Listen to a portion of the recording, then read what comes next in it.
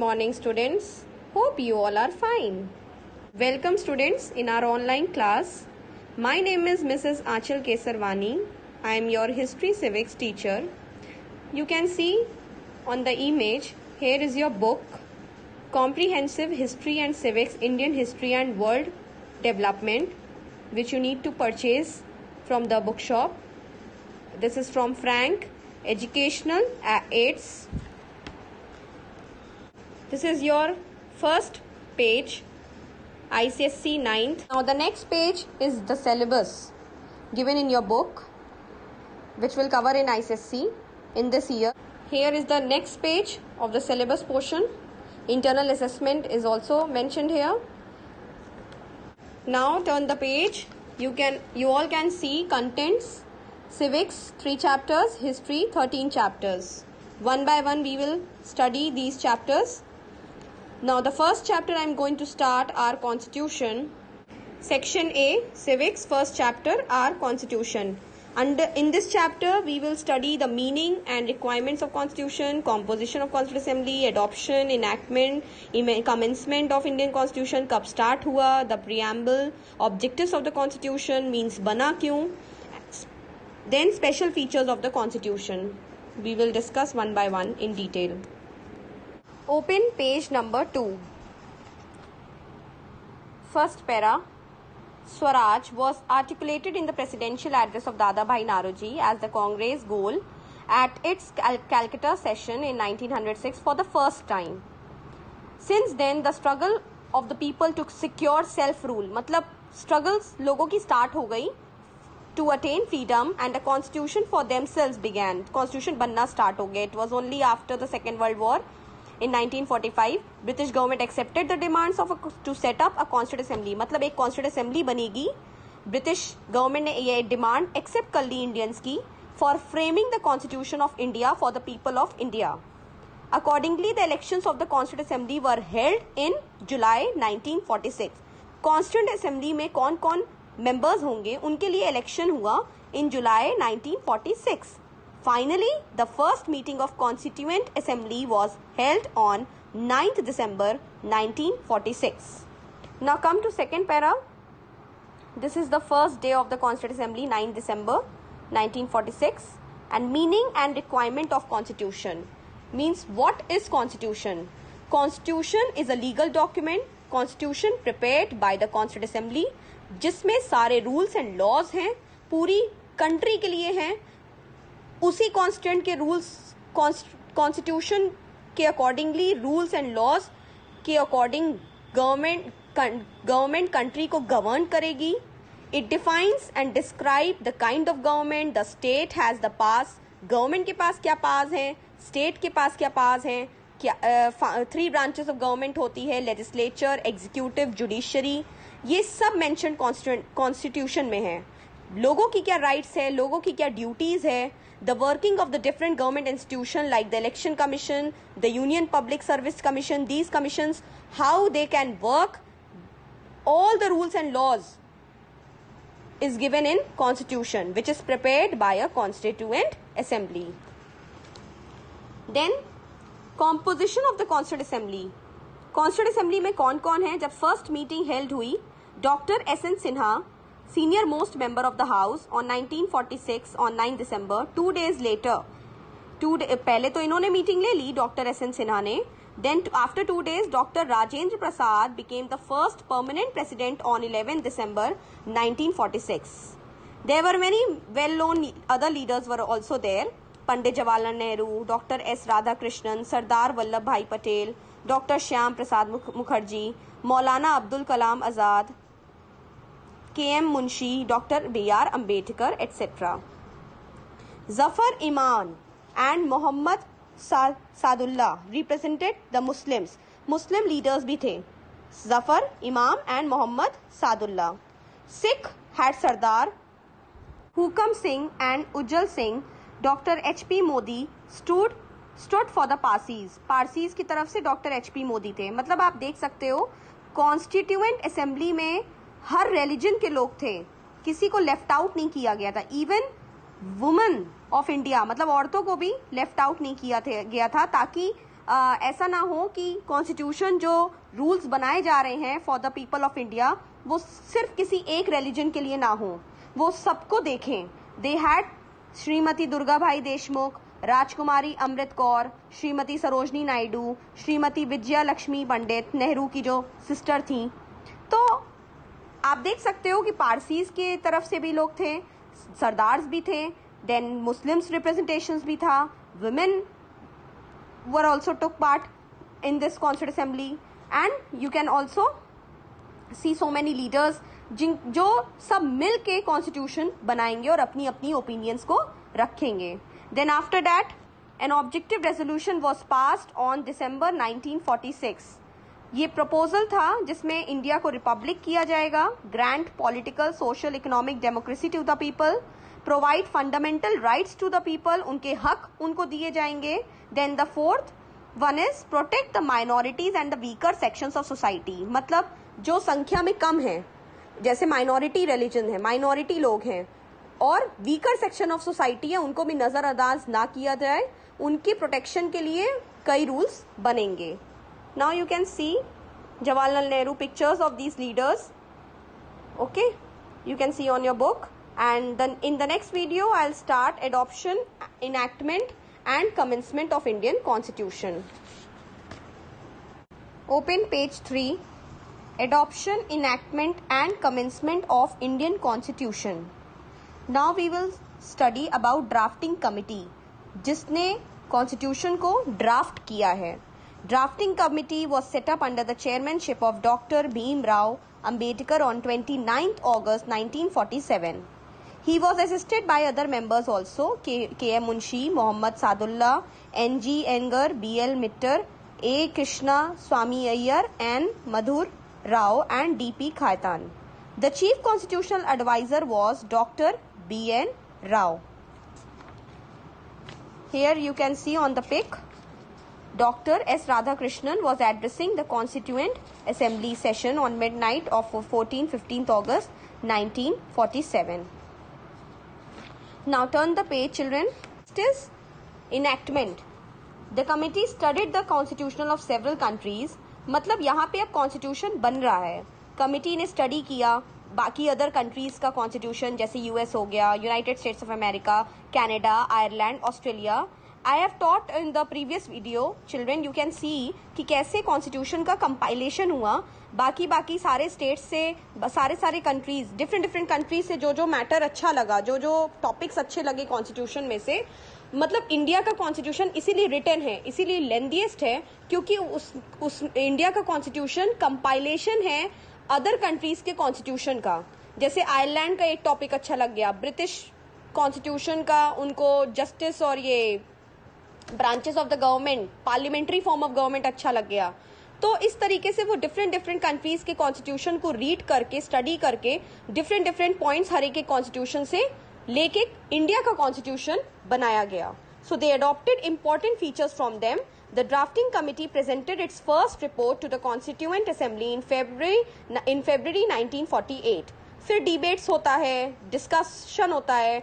Finally, on 26 November 1949, Constitution was finally adopted and enacted when the Constitution was signed by the President. जब President doctor R प्रसाद, doctor Rajendra Prasad ने sign कर दिया, तब Constitution finally adopt हो गया. Now the next is implementation. Implementation means कब enforce हुआ, मतलब कब लागू हुआ, जिसको हम कहते हैं. तो implementation of Constitution, the Constitution came into force after the signature on it on 24th January 1950. From 26th January 1950, which we called as Republic Day, which we celebrate this day as Republic Day every year, because on this day Constitution came into force. So Lord Mountbatten was replaced as the Governor General of India by Shri C.R. Raja Gopalachari. Doctor Rajendra Prasad ने as the first president of India उन्होंने अपना oath लिया था, and the constitution of India was finally implemented. Then importance of 26 January. This is very important children. Boards में ये आता है, इसका क्वेश्चन आता है कि why 26 January this date is selected and why we called as a Republic Day. Because in this year in December 1929 at the Lahore session of the Congress एक resolution pass हुआ था इसी दिन पूर्ण स्वराज के लिए, मतलब हमें कंप्लीट इंडिपेंडेंस चाहिए, वो उनका फाइनल गोल था। तो रेजोल्यूशन डिसाइड उसी दिन हुआ था 26 जनवरी, और तभी इंडिपेंडेंस डे की तरह डिसाइड किया गया था कि हम लोग ये दिन इंडिपेंडेंस डे की तरह मनाएंगे। Till the British gave us independence, जब तक ब्रिटिश नहीं देती independence. Accordingly independence day was celebrated in the following years, but however जब ब्रिटिश ने इंडिपेंडेंस दे दिया ऑन 15 अगस्त को दिया, तो उस दिन से 26 जनवरी को रिपब्लिक डे बना दिया गया, ताकि 26 जनवरी को भी एक रिस्पेक्ट मिले, हमारे लीडर्स को रिस्पेक्ट मिले, क्योंकि उन्होंने उस दिन कॉन्स्टिट्यूशन लाया था, फोर्स केम इनटू फोर्स किया था, मतलब इम्प्लीमेंट हुआ था। तो पहले तो earlier 26 January was the independence day, but after independence, after achievement of independence from the British, 15 August 1947 independence day हो गया ब्रिटिश ने, क्योंकि उसी दिन दिया। 14 को पाकिस्तान का पार्टीशन हुआ, तो पाकिस्तान का इंडिपेंडेंस डे हो गया 14 को, और 15 को हो गया after separation of Pakistan from India, 15 को इंडिपेंडेंस मिली इंडिया को। और तभी 26 जनवरी को भी लेफ्ट आउट नहीं किया गया। To show respect to this date our leaders we called 26 January as republic day. This is our preamble of constitution. Preamble. This is very important. Her parliament में, हमारे इंडिया के पार्लियामेंट में, high court में, इसका आप देखोगे, इसका photo frame लगा रहता है प्रियम्बल ऑफ द कॉन्स्टिट्यूशन का। पुलिस स्टेशन में हर जगह लगा रहता है जहाँ पे एडमिनिस्ट्रेटिव डिपार्टमेंट है। तो what preamble of constitution says, Preamble of Constitution कहता है कि we, the people of India, have solemnly resolved to constitute India into a sovereign, socialist, secular, democratic republic and to secure to all its citizens। मतलब India में हर एक citizens को sovereign, socialist, secular, democratic republic rights मिलेंगी। Now what are these? Justice, socially, economically, political, इंसाफ मिलेगा। Justice means Insaf. Liberty of thought, liberty means freedom, liberty of thought, expression, belief, faith, worship। आप किसी भी religion को follow कर सकते हैं, आप किसी के ऊपर भी विश्वास कर सकते हैं, आप किसी भी लीडर को फॉलो कर सकते हैं, आप अपनी ओपिनियंस को एक्सप्रेस कर सकते हैं, कोई बाउंडेशन नहीं है। There is a freedom to show your opinion. Equality of status, no discrimination between rich और एंड पुअर, ठीक है, and to promote among them all, और सबको बराबर से प्रमोट करना है। Fraternity, fraternity means assuring the dignity of the individual, assuring the unity and integrity of the nation. मतलब हम कुछ भी करें, एक सिटीजन को कुछ भी करना है, कुछ भी करें तो ये ध्यान में रखें कि हमें नेशन की आन बान शान। Fraternity deals with the feeling of brotherhood and sense of belongingness with the country among its people. Okay, so in our Constituent Assembly, this 26th day of November 1949 यहाँ पे अडॉप्ट होता है, इनैक्ट होता है और कॉन्स्टिट्यूशन बन जाता है finally. Ideals and objectives of the constitution. Constitution क्यों बनाया गया? For the seek of justice. Justice means justice given a person what is due to him, जो उसका है, जो उसका हक है, उसको वो मिलेगा। Preamble promises fair treatment in the political, social, economic fields. Justice, India seeks to secure social, economic and political justice for the people. Now there are 3 kinds of justice. First is political justice, second is social justice, third is economic justice. Political justice, free and fair participation of the people in election, and they can form government as ministers, they can elect members of legislature, some seats have been reserved in parliament, in the legislative assemblies and in panchayat, ताकि political justice हो scheduled caste, scheduled tribes के साथ। Women also can take participation in election of in election. In this way all people get political justice। मतलब सारे लोगों का हक है, वो कैंडिडेट बन सकते हैं, चाहे वो शेड्यूल कास्ट हो, शेड्यूल ट्राइब्स हो, वो गवर्नमेंट फॉर्म करने में वो पार्ट ले सकते हैं, इलेक्शन में पार्ट ले सकते हैं, और लोग अबव 18 ईयर्स जितने भी लोग हैं वो वोट कर सकते हैं। फ्री एंड फेयर इलेक्शन होता है। Second is social justice. No discrimination is allowed between citizens on the basis of race, religion, language, caste, color, skin, status, gender, etc. मतलब किसी भी तरीके का डिस्क्रिमिनेशन, किसी भी तरीके का अंतर्गत डिफ्रेंशिएशन नहीं होना चाहिए लोगों के बीच में कि ये पैसे वाला ज्यादा है या ये कम पैसे वाला है या ये काला है ये गोरा है, ऐसा कुछ भी नहीं होना चाहिए. Everyone should be free to enjoy all the benefits of society. Everyone is equal in the eye of law. Economic justice. The nation's economy should work in such a way that all citizens gain from it. मतलब nation की economy इस तरीके से काम करती है कि सारे सिटीजन्स को उसका फायदा मिलता है. No differences should be made between the citizens on the basis of their rich and their money. Every person has the right to work. हर आदमी अपना काम करता है, उस हिसाब से उसको इनकम मिलती है, उसको फाइनेंशियल हेल्प मिलती है गवर्नमेंट से. जैसे गवर्नमेंट बहुत सारी पॉलिसीज, बहुत सारी योजनाएं बनाती हैं. अपने मनी को आप, सेविंग मनी को आप इन्वेस्ट कर सकते हैं. जितना उस हिसाब से इन्वेस्ट करेंगे उस हिसाब से परसेंटेज ऑफ इंटरेस्ट मिलेगा. In fact directive principles of state policy भी प्रॉमिस करती है social economic justice to the people of India. Directive principles of state policy, children, I taught in the previous video. Directive principles of state policy वो principles होती हैं जो government को बताया जाता है कि गवर्नमेंट किस तरीके से काम करेगी, क्या पॉलिसीज लाएगी. According to that policy government will frame their laws. The next one is liberty. Liberty means freedom. Inspired by the American war of independence and French revolution. तो यहाँ पे फ्रीडम है किस चीज का? थॉट का, सोच का, expression, belief, faith and worship. यहाँ पे लोग अपना कुछ भी सोच सकते हैं, कुछ भी काम कर सकते हैं. They no need to take permission from the government, no need to take permission from the government for the movement. आपको कहीं भी जाना है, अभी खैर कोरोना वायरस है तो वो बात अलग है, लेकिन एक ऐसे जनरल बात कर रहे हैं कि अगर आपको इंडिया में कहीं भी मूव करना है तो आप अपने से टिकट कटाते हो और चले जाते हो. तो ऐसा कोई भी बाउंडेशन नहीं है. Person can choose any religion and worship in the way he likes. Only then the man's personality can develop. Equality constitution promises every citizen equality in rank, chance to prove his merits. अपनी वो advantages को, अपने merits को वो prove कर सकता है. वो हर जगह एग्जाम्स में, कॉम्पिटिटिव एग्जाम्स में पार्ट ले सकता है. सोशल, इकोनॉमिक, पॉलिटिकल इक्वालिटी सबको गवर्नमेंट ने दी है. Social equality, no discrimination will be practice. भाई सोसाइटी में किसी भी तरीके का भेदभाव नहीं होना चाहिए. Economic equality, there shall be equal opportunity for all citizen to try and get government service. सब लोग गवर्नमेंट फॉर्म भरते हैं, गवर्नमेंट रिक्रूटमेंट फॉर्म भरते हैं जॉब्स का, both at central level and in the state level. Political equality, citizen of 18 years of age above the right to vote. मतलब after attainment of 18 years a person can give vote. One man, one vote. तो they elect their choice of members. वो जो चाहते हैं कि किसकी सरकार होनी चाहिए गवर्नमेंट में, लोकसभा में किसको बैठाना है, Vidhan Sabha election, they can take part in the form of vote. They can take part.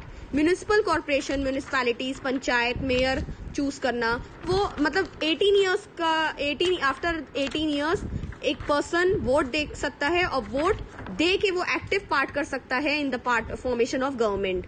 तो दे मे देमसेल्फ बिकम, और वो खुद भी कैंडिडेट बन सकता है अगर वो इलेक्शन में पार्ट लेना चाहता है. तो ये पॉलिटिकल इक्वालिटी हो गई. Then next is fraternity.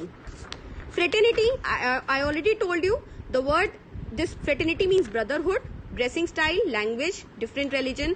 India में बहुत सारे लोग रहते हैं, बहुत सारी लैंग्वेज बोलते हैं डिफरेंट प्लेसेस में. Different food habits we all know. Different religion, different dressing style in different states. So we should respect those styles. We should respect the dignity of a person and promote the unity of a nation. Integrity, the term integrity has been added by the 42nd amendment in 1976. I already told in the previous video कि integrity word बाद में add किया गया है 42nd amendment in 1976. Integrity means at each and every corner of the country is an inseparable part of India. As a result, we must save our country from being broken up into smaller parts. The people who want to divide India should be firmly dealt with.